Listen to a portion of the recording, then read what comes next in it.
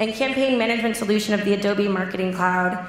It's truly an honor to be able to introduce you to the keynote speech of the event, especially because David and I were just in Las Vegas together, so I'm still surprised they let us take the stage. David sent his first email in 1988.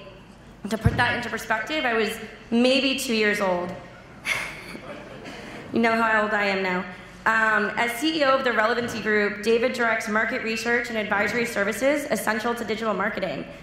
Direct Magazine said David is one of the most influential experts in email marketing, if not the most influential. He is the co-author of Email Marketing, An Hour a Day, and has held senior level positions at Forrester, Jupiter Research, Apple, Anthropology, and many more. He is also the president and publisher of the Marketer Quarterly, a digital magazine for marketers by marketers.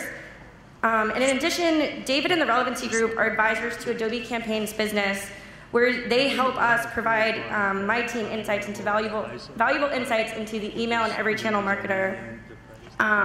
He's a mentor, he's a friend, a fellow Bostonian and Cape Codder, and I dare I say a Vegas instigator, which may be stories for another day.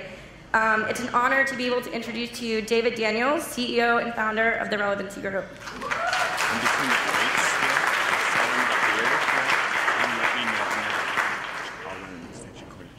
Wow, thank you, Bridget. That was great. I think my mother wrote part of that.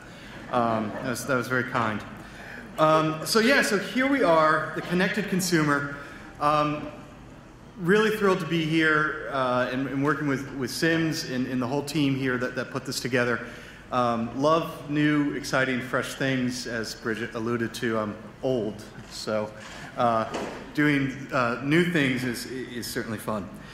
So let me take you through some new material that we've put together specifically for this event.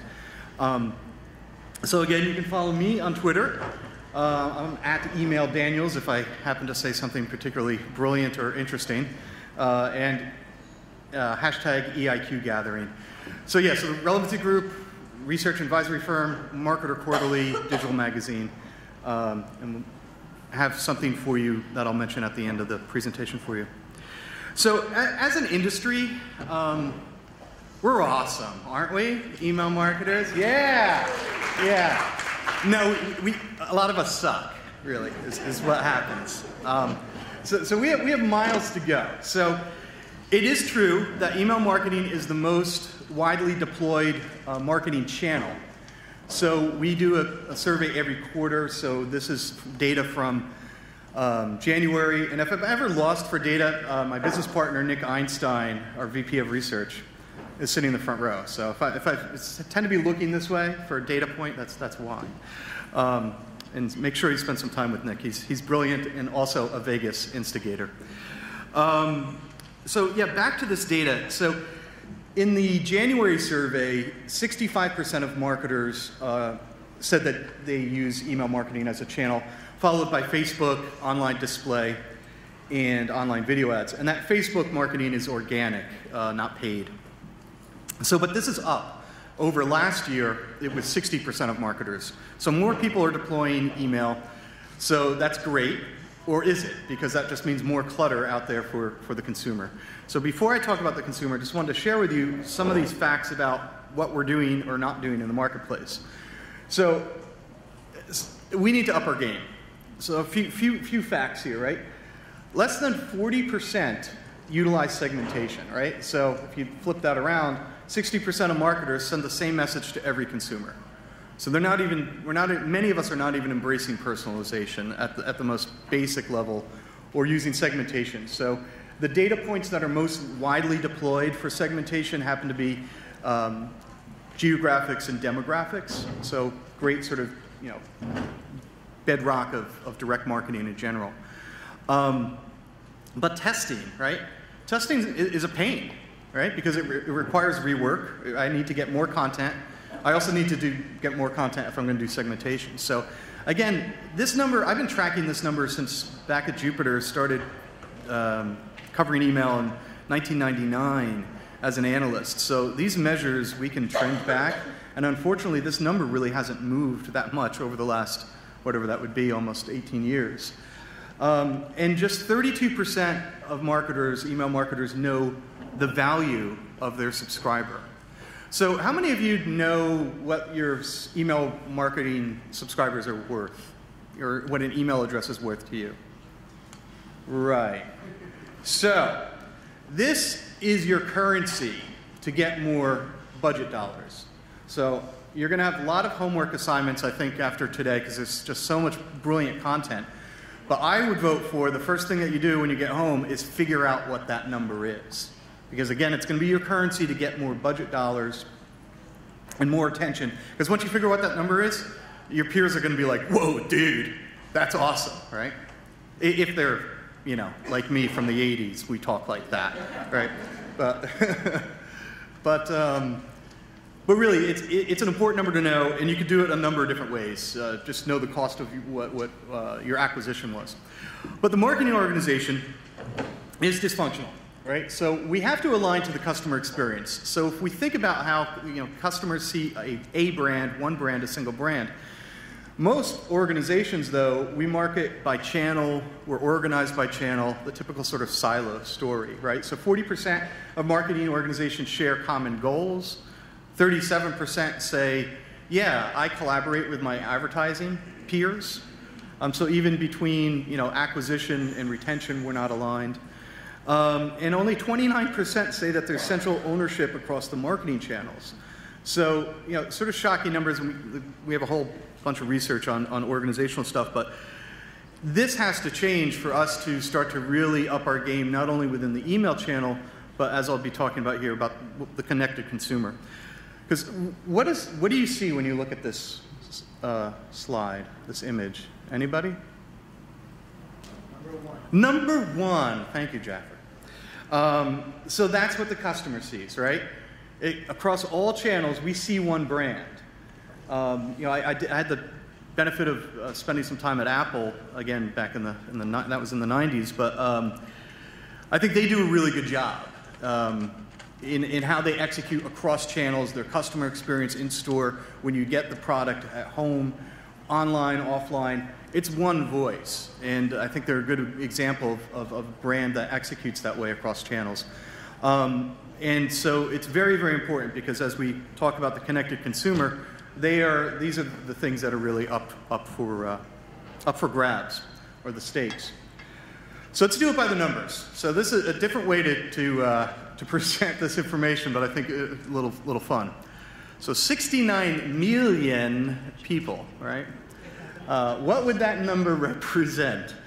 Well, people always say the email channel is dead and dying. 69 million, that number, is the number of millennials that use email every day. So email's not going away. It's our digital fingerprint. Bank of America is not going to let you authenticate your online account with Snapchat anytime soon, right? So this is it, right? We need email to do everything in our daily lives. So this research, the consumer research, which, by the way, I was going to save this to the end. There's in your bags there is a slap bracelet from the Relevancy Group and Marketer Quarterly, which also is a 2 GB hard drive. So, and we preloaded it with some of our research in the latest edition of the magazine. So please, you write these numbers down, but you also know that you have this full report. You could be wearing this research today. Look lovely, everybody. So 8. 8 would be our attention span, right? So Microsoft did a study a number of years ago that said, found that it was in 2015, that humans had an attention span of 8 seconds, goldfish 9 seconds. Right. I'm sorry, what were we just talking about? Right, so I think we can all relate to this. Now my friend Chad White over at Litmus, I don't know if many of you know Chad, he just put out something coincidentally just last week where they were using somehow the Litmus software, and they came in at 11 seconds. So maybe we're improving, but this is what so it's that importance of being relevant, doing some of the segmentation, the targeting, the testing, because we have seconds to capture somebody's attention before we try to seduce them, really, in the inbox. So 106 million. This would be the number of people that tell us that email is now, or mobile rather, is now their primary inbox. So 32% of the online population, or 37%, my apologies, it's right there in front of me. You would think I was out drinking last night or something. No, it wouldn't happen. But this is really interesting, and we're launching, there's a new piece of research that's coming out next week that's all about the mobile-first consumer. Because we find not only 37% use it as their primary window into email, that 22% of people exclusively only purchase now on their mobile device. And what's interesting is, and again, I'm foreshadowing some of that research that's coming out, we found that the median income for these individuals is $41,000. So part of our hypothesis that we're exploring is that, and we also have clients that tell us, and we can talk about this hopefully with the Q&A, but AOV is down on mobile, right? And some people are saying, oh, it's because of the screen, and maybe you're not mobile optimized. If you're not mobile optimized and responsive and all that thing, you need to be, and we're going to hear from people today about some tactics around how to do those things.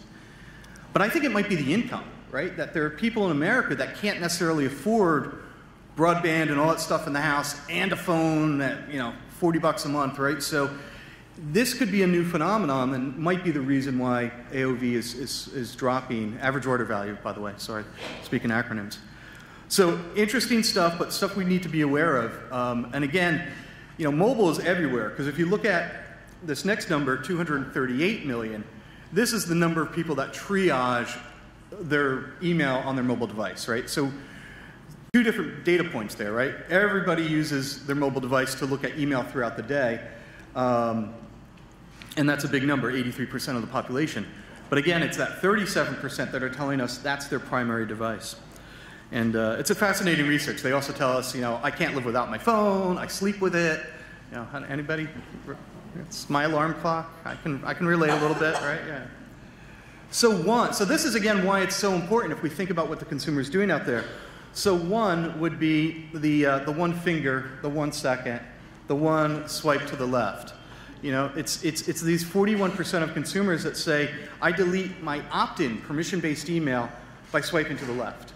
Again, making really fast decisions. All right, got it. I'm not shopping at Wayfair this week. I don't need a new sofa. Got it. Okay, cool. Right? I think we can all recognize that. So, you know, there's no love, right? Hashtag no love.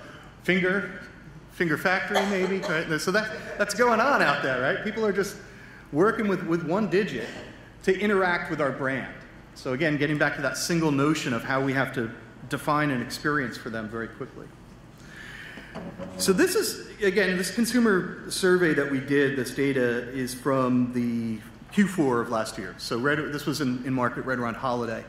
And this number 12 sort of shocked us, I think, a little bit, looking over at Nick and a little bit. But what that number is when we ask people, how many brands do you subscribe to in email marketing? The median number was 12.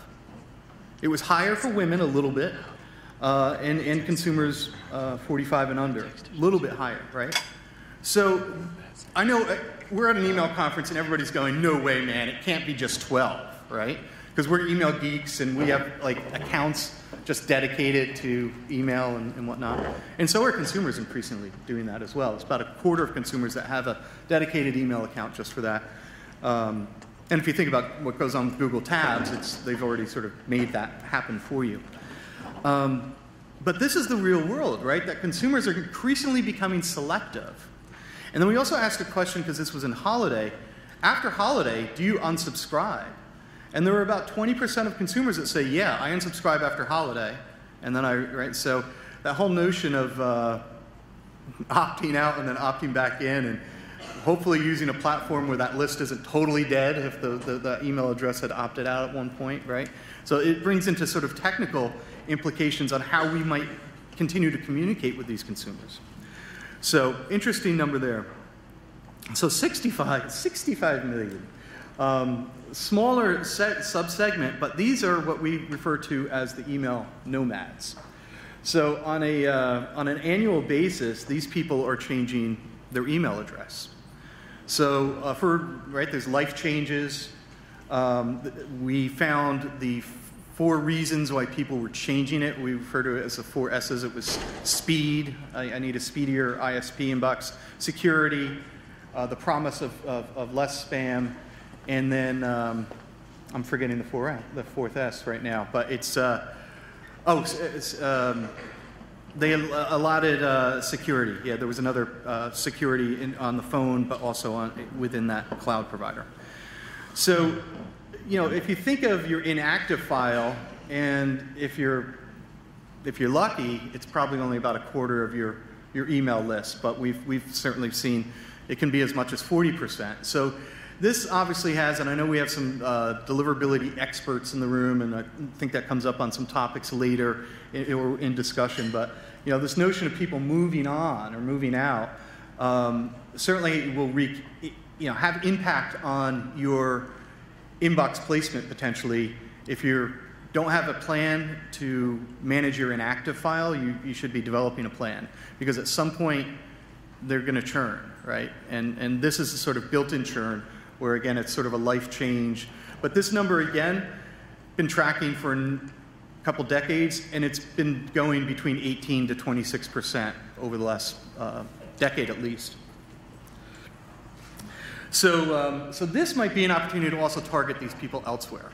So this is where I think we get into starting to talk about the future, because 215 million people, and that's almost that's 75% of the population, they're opting out or ignoring because of frequency overload, right? I've opted in, and you're just hitting me too hard. So again, this is where the notion of testing and things like that come in. And I know there's a panel right after this discussion where they're going to talk about some of the tactics that they use and some of the innovative things.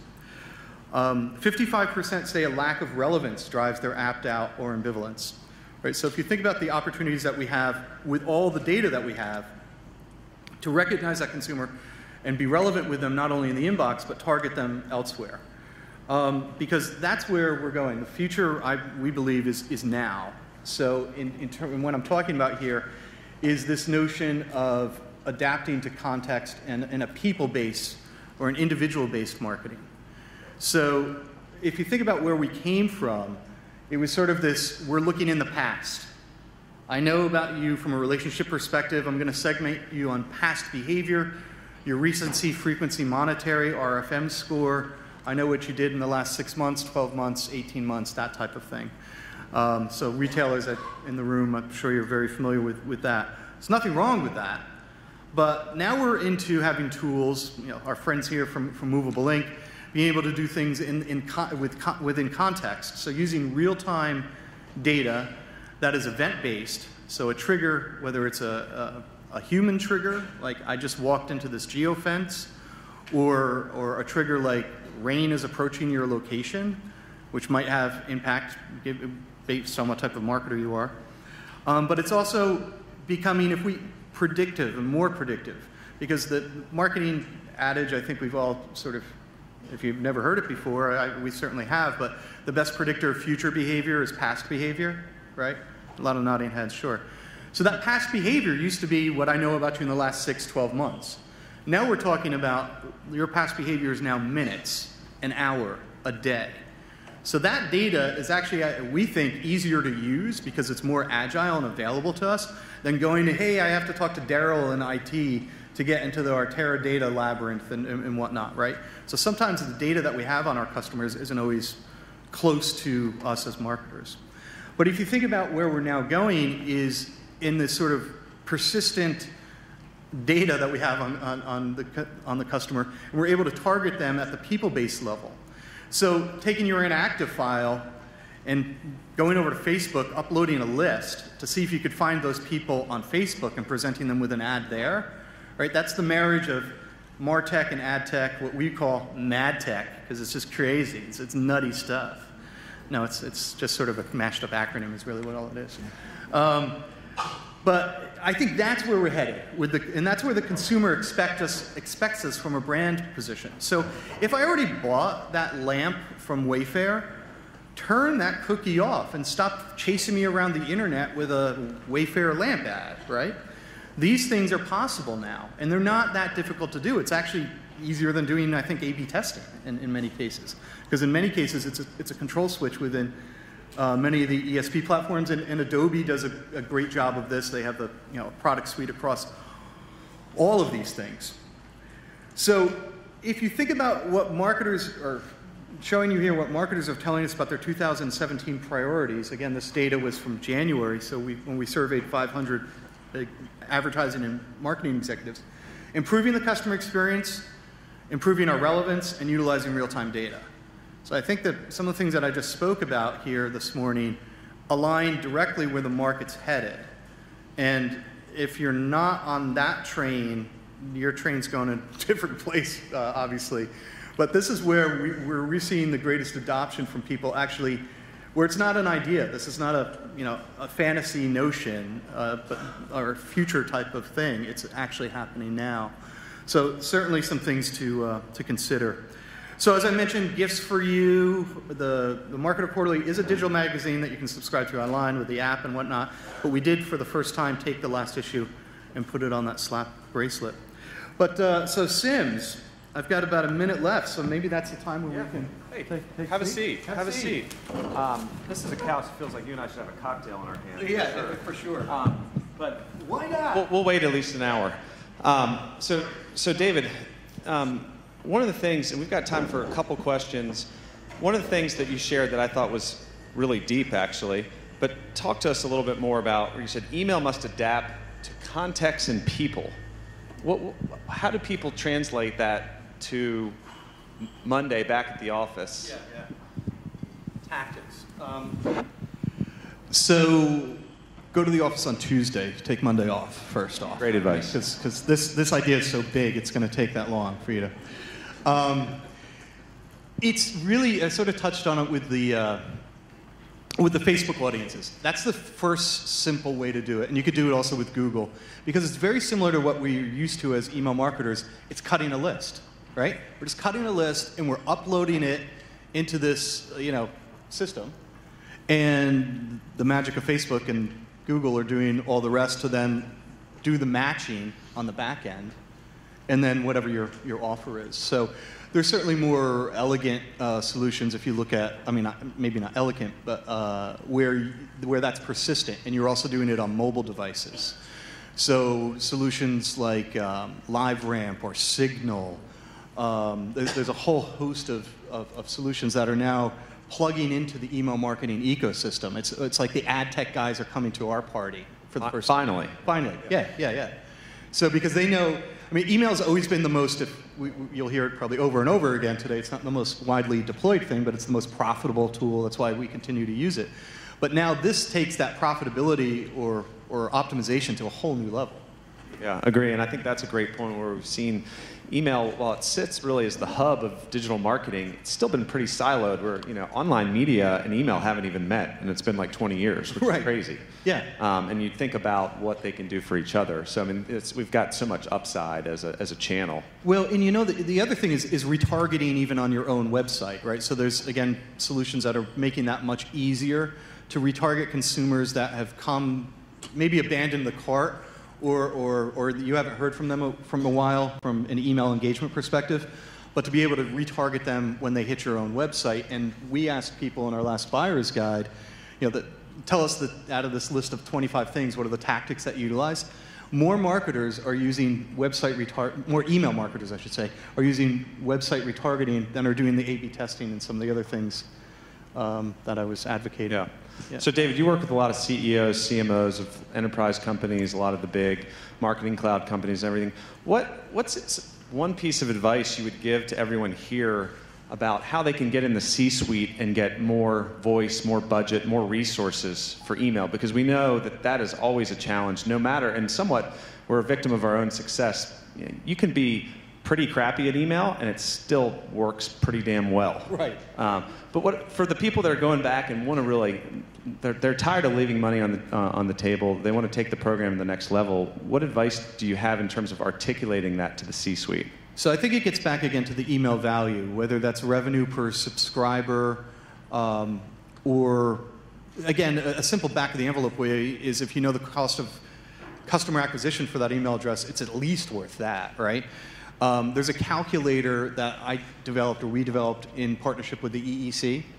That's up on our website that you can download for free with registration. That's a serving suggestion of one way to do this arithmetic. But again, I think that's the most important number because it is the currency. The other thing that I would mention as we try to have a kumbaya moment within the organization and bring everybody together is attribution, right? So the notion of measurement and fully understanding, it's another sort of take at the value of an email subscriber, but looking at, people don't have a really good insight into like, what, is social really driving that, or is that was driven from email through to social, right? So, and there's tons of different ways to do it. Actually, Mr. Einstein over here just wrote a paper that's up on our website, the end of the last click, right? Yeah. About different attribution models.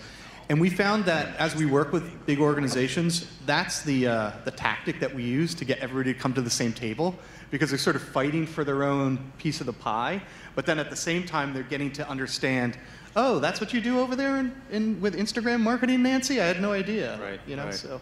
Well, so should people go into their CMO and talk about opens and clicks? I think you'll get the blank sort of stare. Yeah. Yeah. Okay. Good advice. Last question. It's a loaded one. Privacy. This is something that's certainly not an email topic, but goes to our whole life, digital channel, marketers, consumers. Does privacy even exist anymore, and what do we do about it from a marketing standpoint? We market to every consumer all the time, every minute of the day that we can. Privacy is dead, is my opinion. Millennials certainly don't, and even the generation behind them, are not concerned about it. People are concerned about security, and often older Americans confuse security. There's a breach versus privacy, right? They're sort of intermingled. But I think when we saw last week what happened in the Congress, where they rolled back or allowed the ISP bill to come through, and you have senators that were paid, $255,000 at the highest level to support Comcast and Verizon and so on and so forth. Privacy's dead, right? So it can't even be regulated anymore in this country from that perspective. Getting, not to be sounding controversial, just laying out facts. But also, we've already been doing that. So the notion of the people-based marketing that I was talking about, we sort of already had access to some of that data. We had to pay for it. So now the Verizons and everybody else in the world, they're just going to be another place that we could buy that stuff from. So I don't think, and again, with the rise of Facebook and all the social things, I think people are less concerned about privacy. But that's not to say go wild. And certainly if you're marketing in Canada or internationally, there's completely different rules. And you have to respect the customer, right? If you don't respect that experience, they're not going to respect you, is sort of what the data shows, right? Ladies and gentlemen, David Daniels. Thank you so much.